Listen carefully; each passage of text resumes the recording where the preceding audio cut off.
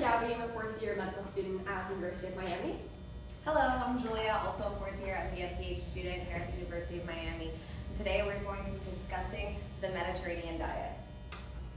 Okay, so what is the Mediterranean diet? I believe this is a term that a lot of people have heard before. It's really well known and it's often used colloquially when people are talking about having lots of olive oil or maybe giving an excuse to drink a glass of wine with meals, but what does that actually mean in the literature? So Mediterranean diets are high in fruits, vegetables, nuts, legumes, and whole grains. It emphasizes minimally processed ingredients and seasonal, fresh, and local ingredients. When we're talking about the Mediterranean diet, we're talking about the actual region around the Mediterranean and where these diets seem to be very popular, and part of that is because it's where these diets are more instinctively and naturally able to occur in small communities and in agricultural communities. One very, I believe, top feature of the Mediterranean diet is the use of olive oil as a main source of fat. Other ingredients of the diet include a low to moderate cheese and yogurt daily allowance, so it does have some dairy, a low to moderate fish and poultry a few times per week as a main source of meat proteins. It allows for infrequent and small amounts of red meat. It does allow for some added sugars or honeys a few times per week. Small amounts of wine daily with meals is allowed. And then one part of the Mediterranean diet that I really love is that it particularly emphasizes and includes that meals should be shared with loved ones. And it should be a community activity, and also recommends exercise. Next. So here we see Mediterranean diet. This is from Old Ways, but it's a minimal amount of red meats and sweets, a semi-minimal, moderate, low, other types of meats like white meats, and then cheese, yogurt, eggs. It allows for a large amount of fish and seafood, and then your largest main fuel source is going to be vegetables, fruits, whole wheat grains, olive oils, beans, nuts, legumes, seeds, herbs, and spices. And that should all be fresh, locally sourced, minimally processed. And then, like I said before, it emphasizes being physically active and sharing your meals with loved ones, which I think is a really lovely way. And it also has a little bit of allowance for alcohol use. So just some easygoing nutrition facts. I think that it's clear from the description of the diet that we're going to have a lot of fiber, vitamins, phytonutrients because it's a very plant-based diet. And then we're talking about the unsaturated fats from plant sources, behind omega-3s, as well as from fish sources.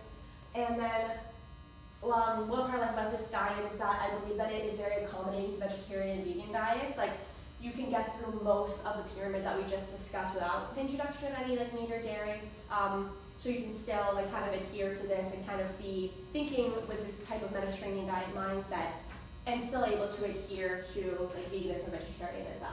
So you can use it as a plant-based diet. And it's still there's a lot of fish involved, but you can get through a lot of it without using animal product. All right, so some health benefits.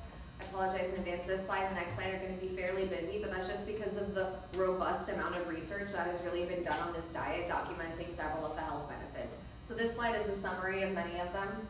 So there's reduced cardiovascular mortality and risk factors, reduced incidence of type 2 diabetes, reduced risk of metabolic syndrome. Patients that adhere to the Mediterranean diet can also find reductions in waist circumference and weight.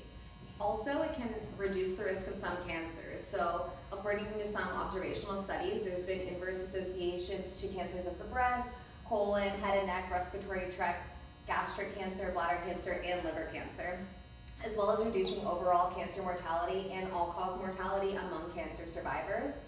And then on the cognition side, people that have adhered to the Mediterranean diet have shown better global cognition and episodic memory, with lower risks of cognitive impairment and neurodegenerative disease, including Alzheimer's disease, as well as slower aging, evidenced by longer telomere lengths, which has been a common marker of the process of aging in recent research studies.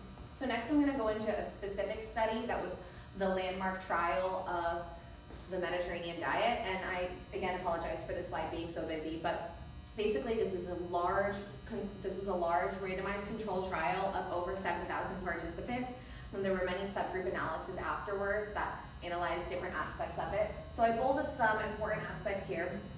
So basically, like I was saying, around 7,500 participants, and then there were some randomized to Mediterranean diet supplemented with extra virgin olive oil, some randomized to Mediterranean diet supplemented with nuts, and then some randomized to a regular placebo diet with advice to reduce all types of fat.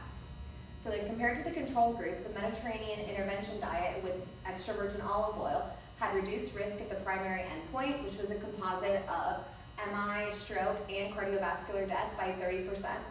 And here's the relative risk ratio of 0.7. You all can see the confidence ratio.